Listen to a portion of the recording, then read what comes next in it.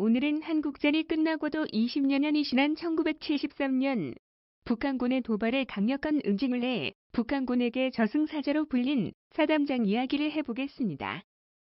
그의 이름은 박정인, 제3사단 백골부대 사단장으로 재직하면서 북한이 도발하면 눈에는 눈, 이에는 이로 대응하면서 몇 배의 보복을 가해 벌벌 떨도록 전설을 만들어냅니다.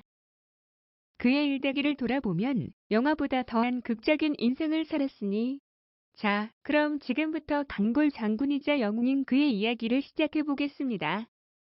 박정인 장군은 1928년 함경남도 신흥군에서 태어났습니다. 1946년 월남하여 2년 뒤인 1948년 육군사관학교에 6기로 입학하고 6.25 당시 육군본부작전장교로 복무합니다. 낙동강 전투 당시에는 6사단 19연대 작전주임으로 전술적 판단력을 발휘해 부대의 작전 성공에 큰 공을 세웁니다. 인천 상륙작전이 성공하고 북진 레이스의 경쟁이 불붙으면서 그가 속한 6사단도 북진 대열에 참가합니다. 하지만 순조롭게 생각한 북진중 중공군의 1차 공세 당시 본인이 속한 부대가 중공군의 포위망에 걸려들면서 포로가 되지만 탈출. 그러나 얼마 후 다시 잡혀 또 포로가 되었으나 동료 5명과 다시 탈출해 아군 진영으로 돌아오는데 성공합니다. 특히 탈출하면서도 원산과 평강 일대의 적 방어 배치나 보급소 위치를 아군에 알려 폭격해 하는 등 그야말로 대담무쌍하다 아니할 수 없었으니 운명의 갈림길이 된 1950년 10월 하순 그는 소령으로 진급해 개인적으로는 영광스러운 나날이었으나 상황은 중공군 참전이라는 전혀 새로운 국면으로 치닫고 있었습니다. 하지만 그날 중공군은 이미 압록강의 세계 두 강지점, 즉 단동 장전하고 지반을 통해 한국군과 미군 등 유엔군이 국경선으로 진격해 들어가는 산악지형에 전력을 배치해놓고 공격만을 기다리던 때였습니다. 중공군이 이미 한반도의 수많은 병력 배치를 끝냈음에도 전혀 눈치채지 못한 메가더는 전쟁 종식을 위해 마지막으로 추수감사절 공세를 명령하였고 누가 봐도 북진 통일은 조만간 이뤄지고 전쟁은 끝날 것이라고 예상되었습니다. 이에 6사단도 초선, 벽동 간의 국경선으로 진출하기 위해 7연대를 초선, 이 연대를 온정리, 벽동으로 진격시키고 그가 속한 19연대를 예비로 둡니다. 중공군 전술은 기동력이 뛰어난 정예부대를 아군 후방으로 침투, 퇴로를 차단한 후 겹겹이 포위하는 다중포위를 통해 아군을 섬멸하는 것이었는데 중공군의 이런 전술에 국경선에 먼저 도착한 6사단이 걸려듭니다.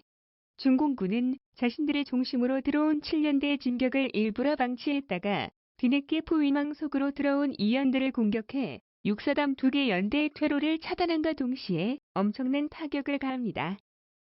이에 한국군 제2군단은 2연대를 구출하기 위해 19연대와 8사단 10연대를 구원부대로 보냈으나 이들도 중공군의 포위 공격을 받고 막대한 피해를 입은 채 분산되었고 이 와중에 19연대장 박광혁 대령이 전사했고 박정인 소령을 비롯한 대부분의 연대 본부 요원들은 포로가 됩니다. 그는 압록강변의 벽동에서 탈출에 붙잡혔다가 다시 목숨을 걸고 탈출해 남하, 임진강을 건넌 후 51년 3월 14일 마침내 일행 5명과 6개월의 탈주 끝에 서울에 도착하는 데 성공합니다. 시간이 흘러 1961년 전방연대장을 하면서 전방 순시를 하던 어느 날 군사 분계선을 북한군들이 멋대로 오가며 심지어 아군과 담배나 휴지 등을 물물 교환까지 하고 있었습니다. 헐, 아니, 이 새끼들 시방 뭐하는 짓거리여. 이를 목격하고 그가 중대장에게 물었습니다. 이봐 중대장, 북한군 놈들이 넘어오는데 왜 발도 안 하고 그냥 두나? 중대장이 말하길, 저기 건드리면 보복하기 때문에 그대로 둡니다. 어이가 없어진 연대장은 곁에 있던 대대장에게도 물었지만 대답은 같았습니다. 화가 머리끝까지 치민 그는 벼락같이 고함을 질렀는데 이런 멍청한 새끼들, 너희들 총과 무기는 목숨을 걸고 조국의 땅을 지키라고 준 것이다. 적이 손가락이 넘어오면 손가락을 자르고 발가락이 넘어오면 발가락을 잘라라. 그게 대한민국이 너희를 무장시킨 유일한 이유다. 우리 지역에 침투하는 놈들은 즉각 사살하거나 포로로 한다. 알아들었나? 옛설. 그는 후속 조치로 연대 내의 특공서대를 편성했는데 얼마 후 북한군은 군사 분계선을 또 넘었습니다. 즉각 사단 수색중대가 사격을 실시했지만 현장을 제대로 수습하지는 못했는데 이에 사단장의 명령이 떨어졌고 그는 특공소대를 현장에 투입해 적 부상병 5명을 생포했습니다. 살려주시라요. 오만이가 보고 싶습니다. 흑흑. 알았어. 살려는 드릴게. 크크. 이들을 구하기 위해 북한군 역시 추가 도발을 해왔습니다. 그는 확성기를 들고 큰 소리로 말했습니다. 여기 오겠다 이거지? 전차로 증강한 한개 연대가 대기하고 있으니 올 테면 와봐. 깜짝 놀라 주춤한 북한군. 결국 잠시 동안 머뭇거리다 별다른 공격 없이 돌아갈 수밖에. 다시 또 시간은 흘러 백골부대 서단장으로 재직 중이던 1973년 3월 7일 오후 1시 20분 긴급보고가 올라옵니다. 진백골연대 전방대대가 철원 비무장지대 내 철책에서 표지판 정기 보수 작업을 마치고 귀가하던 중 북한군이 기습 총격을 가했다는 것. 이 공격으로 황정복대위, 김윤복 중사, 서휘수 병장 등이 총상을 입게 됩니다. 박 장군은 북한군에 대한 응징책을 준비시키고 바로 현장에 가서 마이크로 북한군의 사격 중지를 요구했습니다. 그러나 부상자와 소대 병력은 여전히 위험 지역에 있었고 적이 사격은 멈추지 않았습니다. 박 장군은 다시 한번 사격 중지를 요구했지만 사격은 계속되었습니다. 남조선 반동간 나 아새끼를 웃기지 말라우야. 좋아, 이 새끼들. 니더리 끝까지 해보자 이거구만. 박 장군은 즉시 결단을 내렸으니 야, 관측기 띄워. 관측기를 띄워 포병 장교로부터 좌표를 확인한 그는 사단 포병대대를 총동원해 포를 발사했습니다. 백골 포병부대의 105mm와 155mm 곡사포가 일제히 불을 뿜었고 모두 75발의 포탄을 발사했는데 이날 박 장군은 한국전 휴전 이후 북한 지역에 처음으로 포격을 가한 지휘관이 됐습니다. 부상자를 구출하기 위해 백린 연막탄도 동시에 발사했는데 풀밭에 떨어진 백린탄으로 인해 불이 붙어 여기저기서 지뢰가 터지자 혼비백산한 북한군은 정신없이 도망치기 시작했습니다. 훗날 3.7 완전작전이라 이름 붙여진 이날의 작전으로 북한군은 난리가 났습니다. 설마 했던 한국군이 이토록 세게 나올 줄은 꿈에도 몰랐던 것이죠. 한두 벌의 포격일 줄 알았지만 연속으로 떨어지는 포탄의 오금이 저린 북한군에서 확성기를 붙잡고 사정합니다. 현기증 난단 말이에요. 남반부 동무들 제발 진정하시라요. 이때 105mm 견인국 사포가 발포한 백린연막탄이 북한군 GP 내부를 관통하면서 폭발했는데 GP 건물이 통째로 날아가면서 그 안에 있던 상주인원 36명까지 몰살시켜버립니다. 이것은 1975년 귀순한 북한군 유대윤 소조의 증언을 통해 그날의 공격이 얼마나 효과적이었는지 밝혀졌는데 그날 백골 포병부대의 포탄 한 발이 정확히 막사의 명 중에 인민군 36명이 사망했다며 백골 부대는 북한군이 가장 겁내는 부대라고 증언합니다. 그 사건 이후 북한군에게는 공포의 대상이 되었고 사단이 통째로 교체된 건 물론이고 3사단에 대응하기 위해 2개 사단을 배치했는데 지금도 북한 장교와 사관들이 가장 꺼리는 곳이라고 합니다. 아바지, 내래 백골부대 앞으로 배치됐시오. 흑흑. 아이고, 이게 왜 날벼락이냐? 꼭 살아서 돌아오라우. 흑흑. 참고로 3사단에 대해 북한이 증오하고 겁내는 이유를 간략히 살펴보자면 백골부대란 명칭 자체가 6.25 당시 자진 입대한 서북 청년단원들이 죽어서도 고향 땅을 되찾고야 말겠다는 의미로 철모의 백골을 그린 것에서 유래한 것인데요.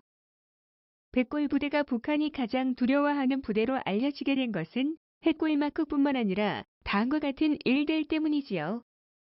우선 강렬한 부대 구호.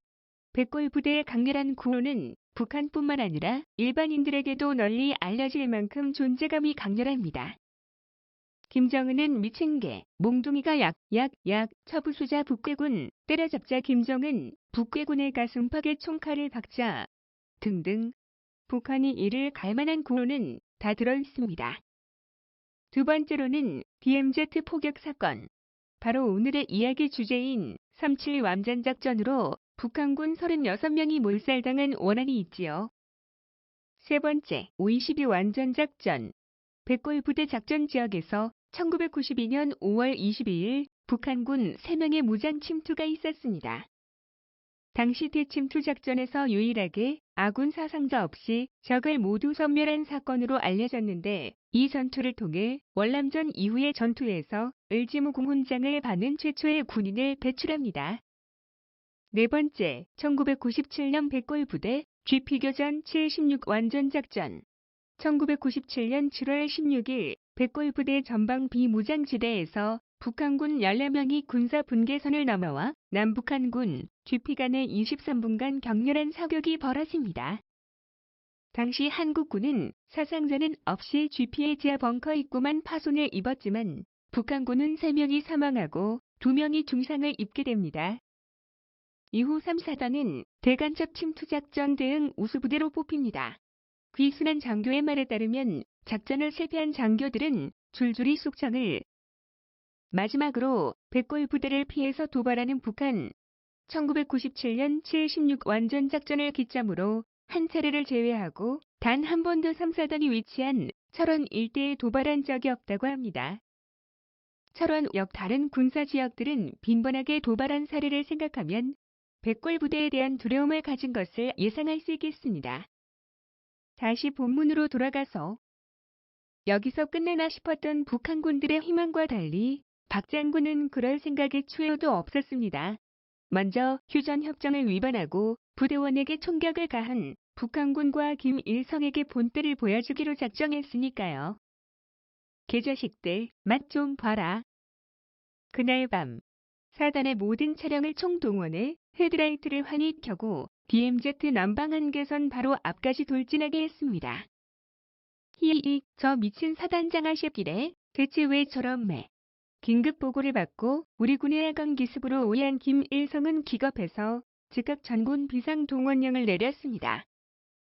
하지만 1973년 당시는 남북협상 기간이어서 과도한 충돌은 상호 간에 피하고자 하는 시기였는데 무엇보다 이 작전 당시 사단의 차량들을 비무장지대로 돌진하게 하는 일종의 무력 시위를 행했으니 이는 자칫하면 한국군의 북침으로 오해할 수도 있는 행위였지요.